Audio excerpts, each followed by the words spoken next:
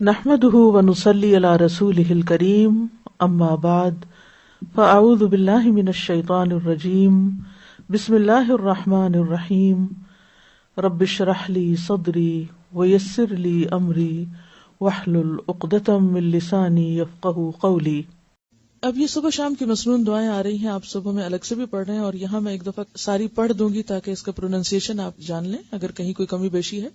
اور یہ ہے کہ یہ بھی ایک دن میں ہونے والی نہیں، ان میں سے اگر کچھ ایک بھی آپ بچوں کو سکھا دیں، کم از کم بسم اللہ الذی لا یضر والی دعا جو ہے وہ تو ہر ایک کو سکھا دینی چاہیے بچوں کو، کیونکہ بہت چھوٹی سی ہے اور بہت ہی جامع دعا ہے۔ صبح شام کی مسنون دعائیں، جو شخص صبح شام 100 مرتبہ سبحان اللہ و بحمدہ پڑھے، یعنی صرف اتنا، تو اللہ تعالیٰ اس کے تمام گناہ معاف فرما دیں گے اگرچہ سمندر کی جھاگ کے برابر ہو۔ اس کی عادت کیسے ڈال سکتے ہیں آپ؟ کیونکہ مصروف ہے نا سب، تو اتنا وقت تو نہیں ہوگا کہ جا نماز پہ بیٹھ کے 100 دفعہ پڑھ کے پھر اٹھے۔ میں صرف یہ پوچھ رہی ہوں کہ آپ کی عادات کیا ہیں، آپ طریقہ کیا کرتے ہیں؟ ظاہر ہے کہ فارغ تو آپ میں سے کوئی بھی نہیں کہ جو صرف مصلی پہ بیٹھ کے یہ تسبیحات کرے گا، تو دنیا کو ساتھ لے کے چلنا، گھر کی ذمہ داریاں ادا کرنا اور ساتھ ان اذکار کی پابندی کرنا، اس کو کس طرح ممکن بنایا جائے، اس پہ بات کریں۔ اچھا، گھر کا کام کرتے ہوئے ساتھ ساتھ، اور انہوں نے برتن دھونے کے ساتھ اپنا باندھ رکھا ہے، یہ بھی اچھا ہے، یعنی کوئی ایک خاص کام جو آپ کو روز کرنا ہے تو اس خاص کام کے ساتھ آپ ایک خاص ذکر جو ہے وہ اپنا باندھ لیں۔ انہوں نے اپنی تسبیح بائیں ہاتھ میں لٹکائی تھی، دائیں ہاتھ سے یہ کام کرتی اور بائیں ہاتھ سے ان کے وہ یاد دہانی ساتھ ساتھ رہتی۔ ایک تو ہے نا کہ ہر وقت کوئی بھی ذکر آپ کریں، لیکن یہ جو مخصوص اذکار بتائے گئے مخصوص اوقات میں کرنے کے، تو ان کا فائدہ جب ہی ہوتا ہے جب ہم ان کو اوقات کی پابندی کے ساتھ کرتے ہیں۔ اور اصل میں اس کے پیچھے حکمت بھی یہی ہے وقت بتانے کی، کہ پھر انسان اس میں مس نہیں کرتا۔ صبح ہوئی، اللہ کی یاد آئی، اور سنت کے مطابق جو آپ صلی اللہ علیہ وسلم نے بتایا وہ ذکر کرنا۔ ویسے تو آپ کوئی بھی کر سکتے ہیں، ہر ذکر میں فائدہ ہے، لیکن آپ کے نقش قدم پہ چلنا، جہاں آپ نے قدم رکھا وہیں پیچھے رکھنا، اس کا لطف ہی کچھ اور ہے، ٹھیک ہے نا؟ یعنی اس میں تھوڑا فرق ہو جاتا ہے۔ پھر چلیے، آپ صلی اللہ علیہ وسلم نے فرمایا صبح شام 3 مرتبہ یہ دعا پڑھنے والا دن اور رات کی تکلیفوں اور نقصان سے محفوظ رہتا ہے۔ بسم اللہ الذی لا یضر مع اسمہ شیء فی الارض ولا فی السماء وہو السمیع العلیم۔ صبح شام اس اللہ تعالی کا نام لیتا ہوں جس کے نام کی وجہ سے زمین و آسمان کی کوئی چیز نقصان نہیں پہنچا سکتی، اور وہ سننے اور جاننے والا ہے۔ آپ صلی اللہ علیہ وسلم اس دعا کو بھی روزانہ صبح شام 3 مرتبہ پڑھتے تھے۔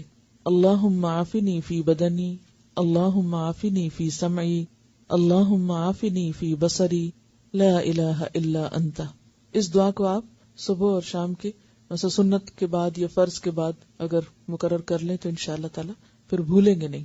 اے اللہ میرے بدن میں عافیت عطا فرما، اے اللہ میری سماعت میں عافیت عطا فرما، یعنی میرے کان ٹھیک رکھ، اے اللہ میری بینائی میں عافیت عطا فرما۔ آپ کے سوا کوئی بھی معبود نہیں ہے، کیونکہ انسان کی جسمانی صحت اس کی عبادت کے لیے، اس کے کام کاج کے لیے، فرائض کی ادائیگی کے لیے بہت ضروری ہے۔ تو آپ صلی اللہ علیہ وسلم 3 بار صبح اور شام یہ پڑھتے تھے۔ اب ویسے تو آپ ایک بار بھی پڑھ سکتے ہیں، لیکن اصل سنت کیا ہے؟ پھر 3 بار پڑھنا۔ آپ صلی اللہ علیہ وسلم نے فرمایا کہ جو شخص سورہ اخلاص، سورہ فلق اور سورۃ الناس صبح شام 3 بار پڑھے گا تو وہ ہر قسم کی آفت سے محفوظ رہے گا۔ ترمذی کی روایت ہے۔ آپ صلی اللہ علیہ وسلم نے سیدہ فاطمہ رضی اللہ تعالی عنہا کو ہر صبح شام یہ دعا مانگنے کا حکم دیا تھا، یعنی آپ نے اپنی بیٹی کو یہ دعا سکھائی تھی۔ یا حی یا قیوم برحمتک استغیث فاصلح لی شأنی کلہ ولا تکلنی الی نفسی طرفۃ عین۔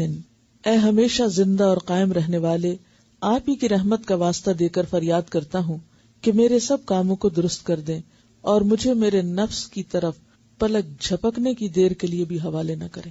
اس کا کیا مطلب ہے؟ مجھے میرے نفس کے حوالے ایک پلک جھپکنے کی دیر بھی نہ کریں۔ کیوں؟ مجھے مسلسل اپنی حفاظت میں رکھے، میں بھٹکنے نہ پاؤں۔ وَمَن يَكْفُرْ بِالطَّاغُوتِ، تو طاغوت میں سب سے پہلے خود اپنا نفس آتا ہے۔ إِنَّ النَّفْسَ لَأَمَّارَةٌ بِالسُّوءِ، اور اگر انسان اپنے نفس کی باتیں ماننے لگ جاتا تو کبھی بھی پھر وہ اللہ کی بات نہیں ماننے دیتا۔ تو انسان نفس کے حوالے ہوا نہیں اور پھسلا نہیں اور گیا نہیں، ٹھیک ہے؟ تو اس لیے یہ دعا بھی بہت اہم ہے اور بہت ضروری ہے۔ اور کوئی چیز آپ کے ذہن میں آ رہی ہو کہ مجھے میرے نفس کے حوالے ایک لمحے کے لیے نہ کرنا؟ بنیادی طور پر یہی بات ہے کہ ان النفس لامارۃ بالسوء، کہ انسان کا نفس اس کو خوب خوب برائی پہ اکسانے والا ہے، یعنی انسان کا جو اپنا نفس ہے وہ سیدھے رستے یا بلندی کے رستے کی طرف جانے میں ہمیشہ سستی دکھاتا ہے. اچھے کام میں اس کو رغبت کم ہوتی ہے. یعنی انسان کی کمزوری ہے. مشکل رستہ نا، فلقتحم العقبہ، انسان مشکل گھاٹی نہیں اختیار کرنا چاہتا، وہ آسانیاں چاہتا ہے. لڑکنا اس کو اچھا لگتا ہے، چاہے کسی کھائی میں جا گرے. تو اس لیے اللہ سے دعا کرے انسان کہ یا رب مجھے میرے نفس کے حوالے نہ کرنا، کیونکہ نفس تو برائی کی طرف ہی لے کے جاتا ہے. تو نفس کے حوالے ہونے کا مطلب کیا ہے؟ برائی کی طرف جانا. اور اس میں آپ دیکھیے کہ آپ سارا دن عہد کریں گے میں نے یہ نہیں کرنا ہے، ایسا نہیں بولنا، ایسا نہیں کرنا، اور لمحے بھر کے لیے کیا ہوتا ہے؟ منہ سے بات نکل جاتی ہے، آپ ایک دم غصے میں آ جاتے ہیں، آپ ایک دم وہ کہہ آتے ہیں جو سویر سے وعدہ کر رہے تھے شام تک کہ اب آج سے میں نے یہ جملہ نہیں بولنا یا یہ کام نہیں کرنا. وہ لمحے بھر کے لیے آپ نفس کے حوالے ہوئے اور گئے. تو یہ دعا بہت ہی زبردست دعا ہے کہ یار اب میں تو اپنے آپ پر خود پر ایک لمحے کے لیے بھی بھروسہ نہیں کر سکتا، لمحے کے لیے بھی مجھے نہیں ادھر جانا. وَإِن تُبْدُوا مَا فِي أَنفُسِكُمْ أَوْ تُخْفُوهُ يُحَاسِبْكُمْ بِهِ اللَّهُ. کیونکہ انسان جب نفس کے حوالے ہوتا ہے تو بس مشکل میں پڑ جاتا ہے. اسی لیے کہا گیا نا کہ وَلَا تُزَكُّوا أَنفُسَكُمْ، اپنے آپ کو پاکیزہ مت کہو. کوئی اپنے آپ کو نیک نہ سمجھے کہ میں بڑی چیز ہوں. کیوں؟ بل اللہ یزکی من یشاء، بلکہ اللہ ہی جس کو چاہتا ہے پاک کرتا ہے، کیونکہ انسان خود کوئی چیز نہیں ہے. اچھا اس میں آپ دیکھیے کہ اپنے آپ کو تو انسان خوب پہچانتا ہے، لیکن آپ نے بچوں میں بھی دیکھا ہوگا اچھا بھلا ٹھیک چلتے چلتے کیا کرتے ہیں؟ بیٹھ جاتے ہیں. اب کیا وجہ ہے؟ کوئی وجہ نہیں. کیا مسئلہ یہی ہے نفس کے حوالے ہونے والی بات ہے، یہ شیطان کے شر کی بات ہے. تو یہ ویکنیس سب انسانوں کے ساتھ. ایک شخص آپ کے ساتھ دنوں اچھا معاملہ کرتا ہے، بہترین معاملہ کرتا ہے، یا کہ اس کو پتہ نہیں کیا ہو جاتا ہے، وہ کیا ہوا اس کو نفس کے حوالے ہو گیا. تو کہتے ہیں نا لکل جواد کبوہ، عربی کا ایک محاورہ ہے کہ ہر گھڑ سوار کا ایک دن گھٹنا ضرور لگتا ہے. وَلِكُلِّ عَالِمٍ حَفْوَةٌ، اور ہر عالم کہیں نہ کہیں غلطی کر جاتا ہے، کہیں نہ کہیں بھول ہو جاتی ہے اس سے.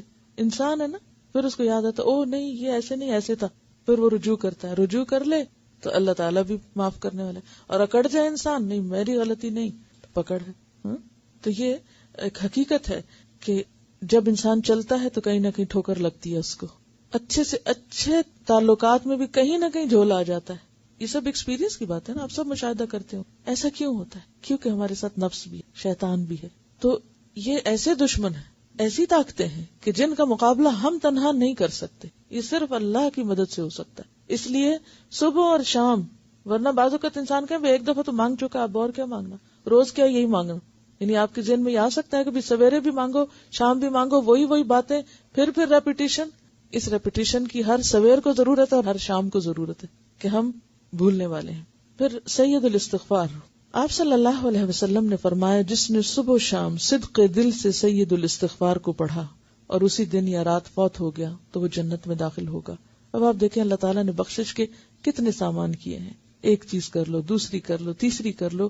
یعنی یہی اس کی رحمت ہے کہ اس نے چھوڑا نہیں بھٹکنے کے لیے، یا اللہ بندوں پہ ظلم نہیں کرتا. لیکن اگر بندے خود ہی غفلت کے شکار رہیں اور کسی بھی چیز سے فائدہ نہ اٹھائیں تو پھر جبر نہیں کرتا اللہ تعالیٰ. اللہ تعالیٰ سب کچھ کر سکتا ہے، لیکن یہ اللہ کا قاعدہ نہیں کہ زبردستی کسی کو ہدایت پہ قائم رکھے یا زبردستی کروائے کسی سے. کیونکہ اگر اللہ تعالیٰ نے زبردستی کرانا ہوتا تو پھر انسانوں کو بھی پہاڑوں اور باقی چیزوں کی طرح ایک طرح سے جیسے مجبور اور مقہور پیدا کر دے.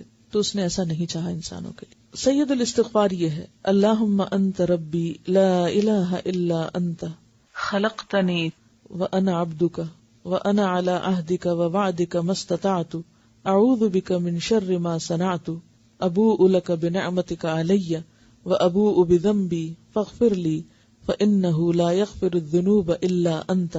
اے اللہ آپ ہی میرے رب ہیں، آپ کے سوا کوئی عبادت کے لائق نہیں. آپ نے مجھ کو پیدا کیا ہے اور میں آپ کا بندہ ہوں، اور میں اپنی طاقت کے مطابق آپ سے کیے ہوئے عہد اور وعدے پہ قائم ہوں.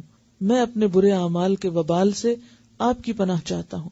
میں آپ کی نعمتوں کا اقرار کرتا ہوں، یعنی جو بھی آپ نے نعمتیں مجھ پر کی ہیں ان سب کا اعتراف کرتا ہوں، اور اپنے گناہوں کا بھی اعتراف کرتا ہوں. یعنی ایک طرف تو نے مجھے اتنا کچھ دیا اور دوسری طرف میرے گناہوں کے ڈھیر ہیں.